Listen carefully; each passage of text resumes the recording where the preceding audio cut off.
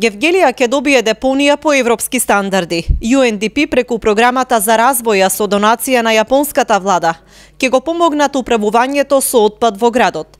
Оваа донација е наменета за подобрување на водоснабдувањето и комуналните услуги во Гевгелија и Куманово, како најпогодени градови од бегалската криза. За време на мигрантската криза, Јапонија одлучи да донира повеќе од 4,7 милиони евра во регионот за надминување на оваа криза.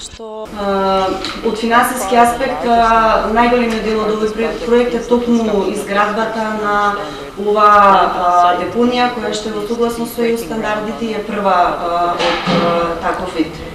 Градоначалникот Поцков вели дека депонијата ќе го реши еден од најкрупните проблеми во градот, бидејќи на моменталната локација каде што е сместена сегашната депонија, се изгради пречистителна станица и самиот простор е несоодветен за таа намена. Проблемот со депонијата во Гевгелија е долгогодишен, но бегалската криза помогна да тој проблем се реши побрзо, благодарение на грантот од јапонската влада преку UNDP, тој проблем е надминат. Денес, разговараме за таа работа и ќе бидеме сведоци на отпочнување на тие активности. Новата депонија ќе се простира на површина од 2 хектари, оддалечена на 7 километри од Гевгелија и на помалку од 2 километра од населеното место Новоконско.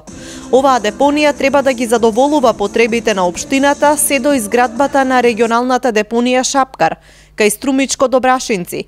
Проект кој што во моментов е во мирување и засега нема преговори со потенцијални концесионери.